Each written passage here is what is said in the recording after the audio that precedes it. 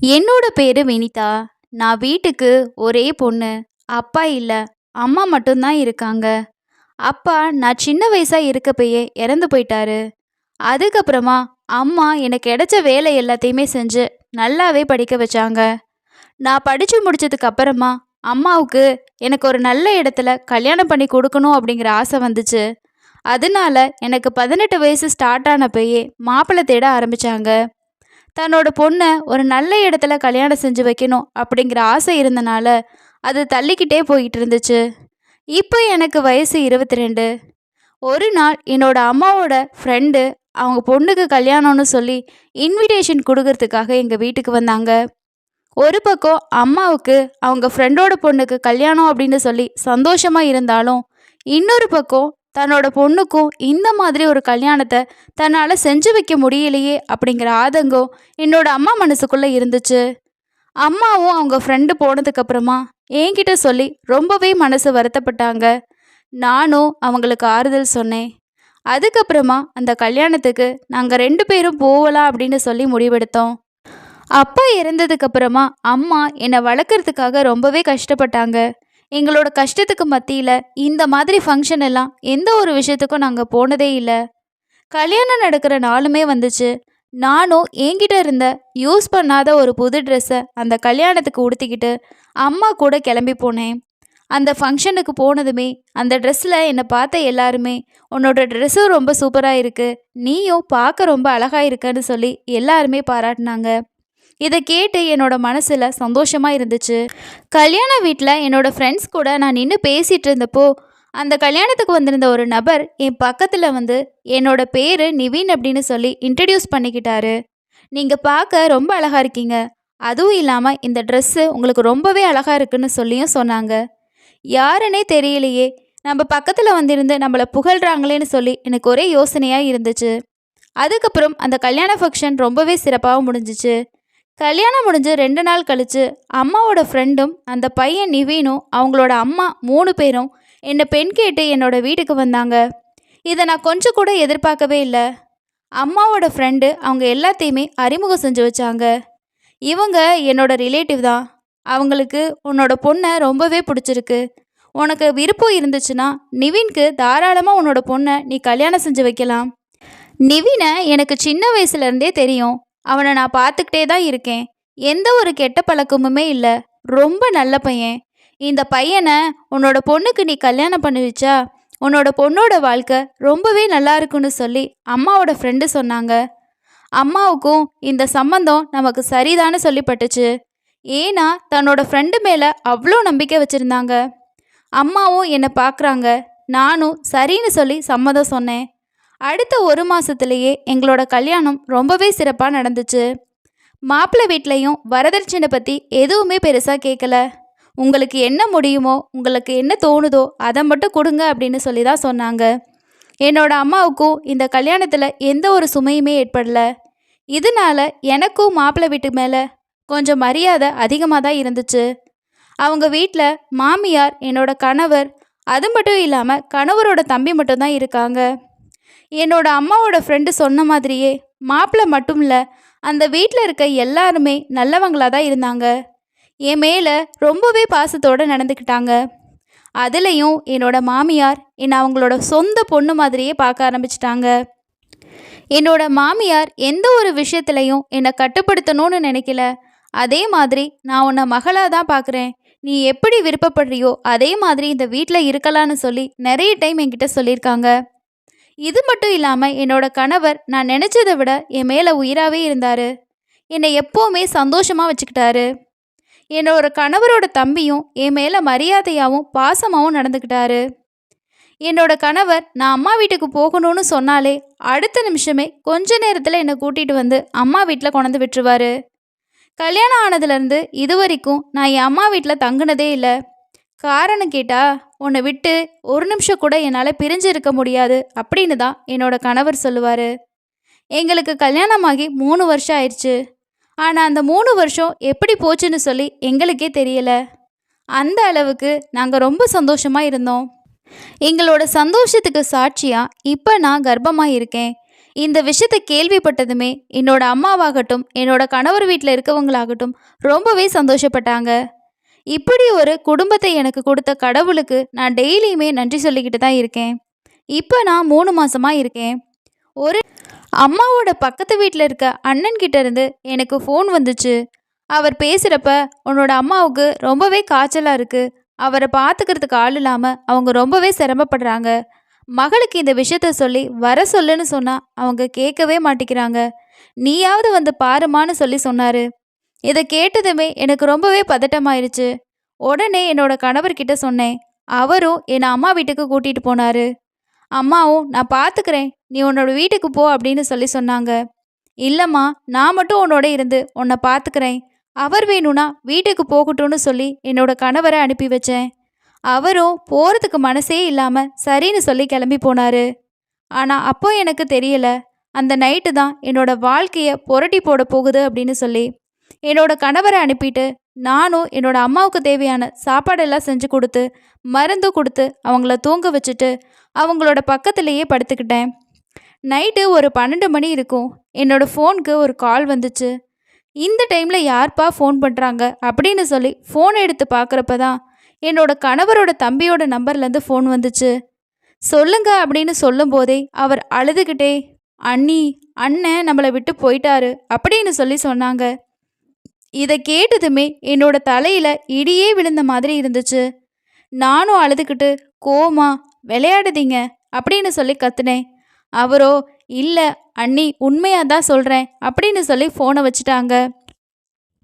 நானும் கடவுளை வேண்டிக்கிட்டே, "இது உண்மையாக இருக்கக்கூடாது, என்னோட கணவரை என்கிட்ட இருந்து பிரிச்சிடாத" அப்படின்னு சொல்லி கடவுளை வேண்டிக்கிட்டே என்னோட வீட்டுக்கு கிளம்பி போக ஆரம்பித்தேன். நான் அவசர அவசரமாக போகிறத பார்த்து என்னோட அம்மாவும் என் பின்னாடியே கிளம்பி வந்தாங்க. என்னோட கணவர் வீட்டுக்கு போய் பார்த்தப்ப தான் எல்லாருமே கூட்டமாக நின்றுட்டு அழுதுகிட்டு இருந்தாங்க. அதை பார்த்து ஒரு நிமிஷம் என்னோட இதயமே நின்று போகிற மாதிரி இருந்துச்சு. நானும் அழுதுகிட்டே உள்ளே போய் பார்க்குறப்ப தான் என்னோட கணவர் தூங்குற மாதிரி படுக்க வச்சுருந்தாங்க. எல்லாரும் அவரை சுற்றி நின்று அழுதுகிட்டே இருந்தாங்க. என்னோட ஆசை கணவர் இப்படி படுத்திருக்காரே அப்படின்னு சொல்லி அவரோட நெஞ்சை பிடிச்சிக்கிட்டு கதறி அழுதேன். எவ்வளோ நேரம் அழுதேன் அப்படின்னு சொல்லி எனக்கே தெரியல. அப்படியே மயக்கமாகிட்டேன். கண்ணை முழிச்சு பார்க்குறப்போ என்னோட கணவரோட காரியம் எல்லாமே முடிஞ்சிருந்துச்சு. மாமியார்கிட்ட கேட்டப்போ, "நீ 3 நாளாக மயக்கத்தில் இருந்த" அப்படின்னு சொல்லி சொன்னாங்க. ஒரு வாரமாக சாப்பிடாம அப்படியே அவர் இருந்த அதே ரூமை பார்த்துக்கிட்டே இருந்தேன். என்னோட நிலைமையை தெரிஞ்சு எல்லாருமே எனக்கு ஆறுதல் சொன்னாங்க. கடவுள் மேலே எனக்கு ரொம்பவே கோபம் வந்துச்சு. என்னோட கணவரோட உயிரை மட்டும் இல்லாமல் என்னோட வயிற்றுல இருந்த 3 மாத சிசுவையும் கடவுள் எடுத்துக்கிட்டாரு. நான் இந்த விஷயத்துலேருந்து மீண்டு வர்றதுக்கு 1 மாதத்துக்கு மேலாச்சு. அதுக்கப்புறமா தான் என்னோட கணவருக்கு அன்னைக்கு நைட்டு என்ன ஆச்சு, எதனால அவர் இறந்து போயிட்டாரு அப்படிங்கிற விஷயத்த என்னோட மாமியார்கிட்ட கேட்டேன். அவங்களும் அன்னைக்கு நைட்டு நிவினோட ரூம்ல இருந்து சத்தம் வந்ததை கேட்டு சுரேஷும் அங்கே போய் பார்த்தப்பதான் நிவின் நெஞ்சில் கை வச்சபடியே அப்படியே கீழே விழுந்துட்டான். என்னை அம்மா அம்மான்னு சுரேஷ் கூப்பிட்டதை கேட்டு நானும் போய் பார்த்துட்டு அவசர அவசரமாக 2 பேரும் அவனை ஹாஸ்பிட்டலுக்கு கூட்டிகிட்டு போனோம். அங்கே கூட்டிகிட்டு போனதுக்கு அப்புறமா தான் டாக்டர் செக் பண்ணிவிட்டு வர்ற வழியிலேயே இறந்துட்டதா சொன்னாங்க. அவரோட இறப்புலேருந்து மீண்டு வர்றதுக்கு எனக்கு 3 மாதத்துக்கு மேலே ஆச்சு. ஆனாலும் என்னால் முழுமையாக அந்த விஷயத்துலேருந்து வெளியே வர முடியல. எங்கே பார்த்தாலுமே அவரோட நினைவாக தான் இருந்துச்சு. ஒரு கட்டத்தில் பொறுத்துக்கவே முடியாமல் என்னோட மாமியார்கிட்ட, "நான் என் அம்மா வீட்டுக்கே போயிடுறேன்" அப்படின்னு சொல்லி சொன்னேன். ஆனால் அவங்க, "நீ போகக்கூடாது. நிவினோட நினைவாக இருக்கிறது நீ மட்டும்தான். நீயும் போயிட்டா நாங்கள் அனாதையாயிருவோம். தயவு செஞ்சு நீ எங்களோடையே இருன்னு" சொல்லிட்டாங்க. அதுக்கப்புறமா என்னோட அம்மாவோட ஹெல்த் கண்டிஷன் ரொம்ப மோசமாக இருக்குது, நான் கொஞ்ச நாள் அவங்க கூட இருந்துட்டு வரேன்னு சொல்லி அங்கேருந்து கிளம்பி என்னோட அம்மா வீட்டுக்கு வந்துட்டேன். இங்கே வந்து கொஞ்சம் மாதங்கள் ஆயிடுச்சு. என்னோட மாமியாரும் அடிக்கடி ஃபோன் பண்ணி பேசுவாங்க. என்னோட வீட்டுக்கு வந்துருமா அப்படின்னு சொல்லியும் சொல்லுவாங்க. ஆனால் கணவர் இறந்து 1 வருஷம் ஆகுது. நான் அம்மா வீட்டிலேயே தான் இருக்கேன். இந்த 1 வருஷத்தில் மாமியாரோட வீட்டுக்கு போகணும் அப்படின்ற எண்ணம் எனக்கு வரவே இல்லை. இப்படியே போகிறப்ப தான் ஒரு நாள் என்னோட மாமியார் எங்கள் வீட்டுக்கு வந்தாங்க. என்னோட அம்மாவுக்கிட்ட தனியாக பேசணும்னு சொல்லி அவங்கள நல்லா விசாரிச்சுட்டு பேசிட்டு வீட்டிலேருந்து கிளம்பி போனாங்க. மாமியார் கிளம்பி போய் கொஞ்ச நேரத்திலேயே என்னோட அம்மா, "உன்கிட்ட ஒரு முக்கியமான விஷயம் பேசணும்" அப்படின்னு சொல்லி சொன்னாங்க. உன்னோட கணவரோட தம்பிக்கு உன்னை கல்யாணம் பண்ணி வைக்கலான்னு சொல்லி உன்னோட மாமியார் ஆசைப்படுறாங்க. எனக்கும் அது சரியாக தான் படுது. நீ என்ன சொல்கிற அப்படின்னு சொல்லி கேட்டாங்க. இது கேட்டதுமே எனக்கு ரொம்பவே அதிர்ச்சியும் கோவமுமாக இருந்துச்சு. உனக்கு என்ன பைத்தியமாமா? புத்தி எதுவும் பேதலிச்சிருச்சா? நான் அந்த வீட்டுக்கு போயிட்டு வாலா வெட்டியாக திரும்பி வந்திருக்கேன். அதே வீட்டுக்கு திரும்பவும் என்னை மணமகளாக போக சொல்கிறியா? உனக்கு மனசாட்சியே இல்லையா? அப்படின்னு அம்மா கிட்ட கத்த ஆரம்பித்தேன். என்னோட கோவத்தை பார்த்த அம்மா அமைதியாகிட்டாங்க. ஆனாலுமே அவங்க தொடர்ந்து இந்த விஷயத்த பேசிக்கிட்டே தான் இருந்தாங்க. மாமியாரும் அடிக்கடி என்னோட வீட்டுக்கு வந்து இந்த விஷயத்தை பற்றி பேச ஆரம்பித்தாங்க. அவங்க என்னோட மகனோட விதி முடிஞ்சிருச்சு, ஆனால் இனிமே உனக்குன்னு ஒரு வாழ்க்கை இருக்குது. நீ வேறொரு வீட்டுக்கு போனாலும் எப்படி இருப்பியோ எனக்கு தெரியாது. நீ என்னோட பொண்ணு மாதிரி எப்போவுமே நம்ம வீட்டில் வந்து இருக்கணும். நான் உன்னை நல்லபடியாக பார்த்துக்குவேன். தயவு செஞ்சு இந்த விஷயத்துக்கு சம்மதிச்சிரு அப்படின்னு சொல்லி பேசினாங்க. என்னோட அம்மாவும் நான் உயிரோடு இருக்கப்பயே நீ சந்தோஷமாக வாழ்கிறத நான் திரும்பவும் பார்க்க ஆசைப்படுறேன். ஒருவேளை எனக்கு ஏதோ ஆயிடுச்சு அப்படின்னா நாளைக்கு நீ அனாதையாக நிற்கக்கூடாது. அதனால நீ இந்த விஷயத்துக்கு ஒத்துக்கோ அப்படின்னு சொல்லி சொன்னாங்க. என்னோட கணவரோட தம்பிக்கிட்ட நான் பேசுகிறப்ப அவரும், அண்ணி உங்கள் மேலே எனக்கு மரியாதை அதிகமாகவே இருக்குது. அம்மா ஆசைப்படுறாங்க. அவங்களோட ஆசைக்கு நான் தடங்களாக இருக்க விரும்பலை. ஆனால் இதில் உங்களோட சம்மதம் தான் எனக்கு முக்கியம் அப்படின்னு சொல்லி சொன்னாங்க. ஒரு கட்டத்தில் நானும் யோசிச்சு சரின்னு சொல்லி சொன்னேன். இதுக்கப்புறமா எல்லாருமே ரொம்பவே சந்தோஷப்பட்டாங்க. நான் சரின்னு சொல்லி ஒரு வாரத்திலேயே ஒரு நல்ல நாளாக பார்த்து எங்கள் 2 பேர்த்துக்கும் கல்யாணம் பண்ணி வச்சாங்க. அதே வீட்டுக்கு நான் திரும்பவும் மருமகளாக போனேன். முன்னாடி நிவின் என்னோட கணவராக இருந்தார். இப்போ அவரோட தம்பி சுரேஷ். இந்த கல்யாணம் சுரேஷோட முழு சம்மதத்தோடு நடந்துச்சா அப்படின்ற கேள்வி எனக்குள்ளே இருந்துச்சு. நானும் என்னோட மாமியாரோட வற்புறுத்தலால் தான் இந்த கல்யாணத்தை பண்ணிக்கிட்டேன் அப்படின்னு நினச்சேன். முதலிரவு அறையில் நான் காத்துக்கிட்டு இருந்தப்போ தான் என்னோட பக்கத்தில் சுரேஷ் வந்து உட்கார்ந்தாரு. அவர்கிட்ட, உங்களோட அண்ணனோட நினைவு என்னை விட்டு இன்னுமுமே முழுசாக போகலை. எல்லாருமே வற்புறுத்தினதுனால தான் நான் இந்த கல்யாணத்துக்கே சம்மதிச்சேன். எனக்கு இன்னும் கொஞ்சம் டைம் வேணும். இது எல்லாத்தையும் அப்புறமா பார்த்துக்கலாம் அப்படின்னு சொல்லி சொன்னேன். இது எல்லாத்தையுமே கேட்டுட்டு இருந்த சுரேஷ் அதுக்கப்புறமா என்னோட கையை பிடிச்சாரு. இது எனக்கு ஆச்சரியமாக இருந்துச்சு. ஏன்னா அவருக்கு சம்மதம் இல்லாமல் தான் இந்த கல்யாணம் நடந்துச்சு அப்படின்னு நான் நினச்சிட்டு இருந்தேன். அதுக்கப்புறம் கொஞ்சம் யோசிச்சுட்டு என்னோட கையை விட்டுட்டு, நீங்கள் சொன்ன மாதிரியே அப்புறமா பார்த்துக்கலாம், நான் கீழே படுத்துக்கிறேன் அப்படின்னு சொல்லிட்டு வேறொரு இடத்துக்கு தூங்க போயிட்டாரு. காலையில் என்னோட மாமியார் ரொம்பவே ஆர்வமாக இருந்தாங்க. என்கிட்ட என்னாச்சு அப்படின்னு சொல்லி விசாரிச்சாங்க. நான் அமைதியாக இருந்தேன். என்னோட மாமியார் அதை புரிஞ்சுக்கிட்டாங்க. மாமியாரும் முன்னையை விட இப்போ என்னை நல்லாவே பார்த்துக்கிட்டாங்க. முன்னாடி நான் நிவினோட மனைவியாக இந்த வீட்டில் இருந்தப்போ சுரேஷ் என்கிட்ட சகஜமாக பேசுவார். அன்னன்னைக்கு அவரோட லைஃப்பில் நடக்கிற விஷயத்தை எல்லாத்தையுமே என்கிட்ட ஷேர் பண்ணிக்குவார். ஆனால் இப்போது அது தலைகீழாக மாறிடுச்சு. என்கிட்ட அவர் அதிகமாக பேசுகிறதே இல்லை. ஏதாவது வேலை சொல்லணும்னா மட்டும்தான் என்கிட்ட பேசுவார். எங்களுக்குள்ள கல்யாணம் முடிஞ்சிருந்தாலும் இடைவெளி அதிகமாகிட்டே போச்சு. இப்பெல்லாம் என்கிட்ட பேசுகிறதையே அவர் நிறுத்திட்டாரு. நானும் இதை பற்றி மாமியார்கிட்ட சொன்னேன். மாமியாரும் அவனுக்கு இதில் விருப்பம் இல்லை தான், நான் தான் கட்டாயப்படுத்தி அவனை கல்யாணம் செஞ்சுக்க வச்சேன். காலம் போக போக அது மாறிடும், நீ ஒன்றும் கவலைப்படாத அப்படின்னு சொல்லி சொன்னாங்க. மாமியார் ஒரு நாள் நைட்டு தூங்குறதுக்கு அவங்களோட ரூமுக்கு போனப்போ என்கிட்ட பாலை கொடுத்து, இதை சுரேஷ்க்கு குடிக்க கொடு, எல்லாம் சரியாகிரும் அப்படின்னு சொல்லி அனுப்பி வச்சாங்க. நானும் மாமியார் சொன்னது போலவே அவர்கிட்ட கொடுக்க அவர் பால் வாங்கி கீழே ஊற்றிட்டாரு. இதை பற்றி மாமியார்கிட்ட சொன்னப்போ அவரும் விடாமல் டெய்லியும் பால் கொடுத்து என்னை அனுப்பி வச்சாங்க. சுரேஷ் பாலை குடிக்காம டெய்லியும் கீழே ஊற்றிக்கிட்டே இருந்தார். மாமியார் ஒரு நாள் சுரேஷ்கிட்ட, ஏன் நீ பாலை குடிக்காம கீழே ஊற்றிக்கிட்டு இருக்க அப்படின்னு சொல்லி கேட்டாங்க. அதுக்கு அவர் என்ன சொன்னாருன்னா, அண்ணா கனவுல வந்து நீ பாலை குடிக்க வேணான்னு சொல்லிட்டு அங்கேருந்து போயிட்டாரு. இதுக்கப்புறமா சுரேஷோட நடவடிக்கைகள் எல்லாமே ரொம்பவே மாற ஆரம்பிச்சிச்சு. நைட்டில் தூங்காமல் எதையோ பார்த்துக்கிட்டே இருப்பார். நானும் உங்களுக்கு என்னாச்சு அப்படின்னு சொல்லி விசாரிச்சா அவர் ஒன்றுமே இல்லைன்னு சொல்லிட்டு ரூம்லேருந்து வெளியே போயிடுவார். எப்போ வருவார் எப்போ போவாருன்னே தெரியல. இதை பற்றி நானும் மாமியார்கிட்ட சொன்னேன். அவங்க அதை பெருசாக கண்டுக்கவே இல்லை. ஆனாலும் டெய்லி பால் கொடுக்கறத வழக்கமாகவே வச்சுருந்தாங்க. ஒரு நாள் நைட்டு பாலோட போகிறப்போ சுரேஷ் அங்கே இல்லை. அதுக்கப்புறமா அந்த பாலில் என்னதான் இருக்குது அப்படின்னு சொல்லி பார்க்கறதுக்காக அதை நான் குடித்தேன். குடித்த கொஞ்ச நேரத்திலேயே நல்லா தூக்கம் போயிடுச்சு. அப்படியே தூங்கிட்டேன். கனவுல என்னோட முதல் கணவர் வந்தார். ரொம்பவே பதட்டமாக இருந்தார்.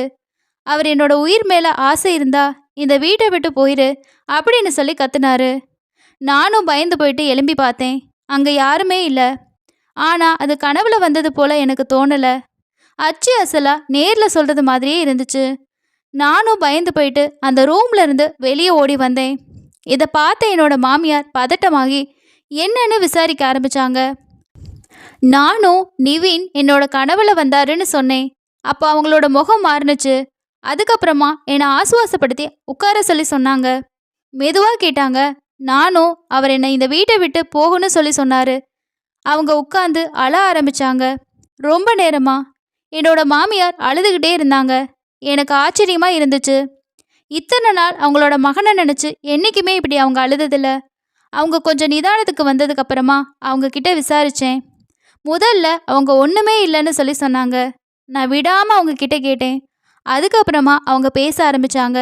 முதல்ல உன்னை சுரேஷ்க்கு தான் ரொம்ப பிடிச்சு போச்சு. அவன் என்கிட்ட சொல்கிறதுக்கு முன்னாடியே எனக்கு உன்னை பிடிச்சு போய் என்னோட முதல் பையனுக்கு உன்னை பேசி முடிச்சிட்டேன். சுரேஷ் என்கிட்ட வந்து அந்த பொண்ணை தான் எனக்கு பிடிச்சிருக்கு, ஆனால் நீங்கள் அண்ணனுக்கு பேசி முடிச்சிட்டீங்க. எதுவாக இருந்தாலும் முதல்ல அண்ணனுக்கு தான் நீங்கள் முன்னுரிமை கொடுக்குறீங்க, என்கிட்ட எதையுமே கேட்கறதில்லன்னு என்கிட்ட சண்டை போட்டான். நானும் அவனை சமாதானப்படுத்தி அப்படிலாம் ஒன்றும் இல்லை, உனக்கு வேறொரு நல்ல பொண்ணாக பார்த்து கல்யாணம் பண்ணி வைக்கிறேன்னு சொல்லிட்டு உங்கள் 2 பேத்துக்கும் நான் கல்யாணம் முடிச்சு வச்சேன். ஆனால் சுரேஷ்க்கு உன் மேலே இருந்த மோகம் தீரவே இல்லை.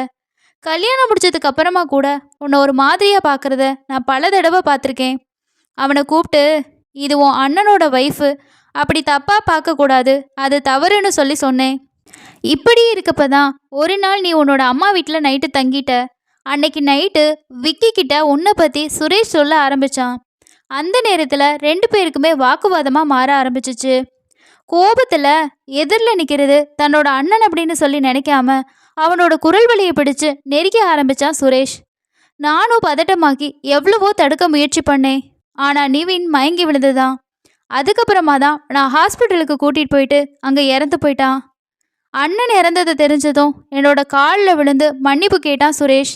நான் கோபத்தில் எதையோ செஞ்சுட்டேன், என்னை மன்னிச்சிருங்க, யார்கிட்டையும் எதுவுமே சொல்லாதீங்க அப்படின்னு கெஞ்சினா.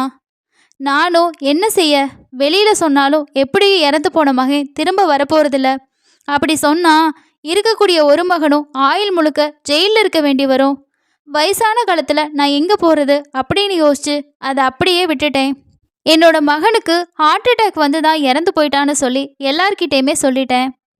பெரிய மகனுக்கு தான் உன்னோட வாழை கொடுத்து வைக்கல, 2வது மகன் விரும்பின மாதிரியே உன்னை கல்யாணம் பண்ணி வச்சிடலாம் அப்படின்னு சொல்லி அவனுக்கு திருமணமும் செஞ்சு வச்சேன். அவனும் சந்தோஷம் அடைஞ்சான், திருமணமும் செஞ்சுக்கிட்டான். ஆனால் உன்னை நெருங்குறப்பெல்லாம் அண்ணனோட முகம் தெரியுறதா என்கிட்ட சொன்னான். அது மட்டும் இல்லாமல் தூங்குனாலும் அன்னை தொந்தரவு பண்ணுறதாவும் சொன்னான். அதனால தான் டெய்லியும் பாலில் நான் கொஞ்சம் தூக்க மாத்திரையை கலந்து கொடுத்தேன். இதனால அவனோட பயம் போயிட்டு உன் கூட கணவன் மனைவியாக வாழ ஆரம்பிச்சிருவான் அப்படின்னு நான் நினச்சேன். வயசான காலத்தில் எல்லாரையும் மாதிரி பேர குழந்தைகளை பார்க்கறதுக்கு ஆசைப்பட்டேன், என்னை மன்னிச்சிடுன்னு சொல்லி அழுதாங்க. இது எல்லாத்தையும் கேட்டதுக்கப்புறமா எனக்கு உலகமே நின்று போன மாதிரி இருந்துச்சு. என்னோட பிரியமான முதல் கணவரை கொன்னவனோடையா இத்தனை நாட்கள் வாழ்ந்தோன்னு நினச்ச போயே என்னோட மனசில் கோபம் கொப்பளிச்சிச்சு. நான் எதுவுமே பேசாமல் என்னோட ரூமுக்கு போயிட்டு என்னோட துணி எல்லாத்தையுமே எடுத்துட்டு என்னோட அம்மா வீட்டுக்கு போயிட்டேன். என்னோட மாமியாரோ எவ்வளவோ தடுக்க முயற்சி பண்ணாங்க, ஆனால் நான் கேட்காம என்னோட அம்மா வீட்டுக்கு போயிட்டேன். அம்மாவும் என்ன ஏதுன்னு விசாரிச்சாங்க, நான் ஒன்றுமே சொல்லலை. மாமியாரும் பல தடவை எங்கள் வீட்டுக்கு வந்து என்னை சமாதானப்படுத்த முயற்சி செஞ்சாங்க. அவங்க கிட்ட நான் சொன்னேன், நான் நினச்சிருந்தா உங்கள் 2வது மகனை போலீஸில் பிடிச்சு கொடுக்க முடியும், ஆனால் உங்களுக்கு நான் மதிப்பு கொடுக்குறேன். அவருக்கு வேறொரு கல்யாணம் செஞ்சு வச்சு உங்களோட ஆசையை நிறைவேற்றிக்கோங்க, தயவு செஞ்சு என்னை விட்டுருங்க, நான் என்னோட முதல் கணவரோட நினைவிலேயே வாழ்ந்துட்டு போயிடுறேன் அப்படின்னு சொல்லிட்டு அவங்கள அனுப்பி வச்சேன். சுரேஷும் என்கிட்ட பேச எவ்வளவோ முயற்சி செஞ்சாரு, ஆனால் நான் அவர்கிட்ட பேசவே இல்லை.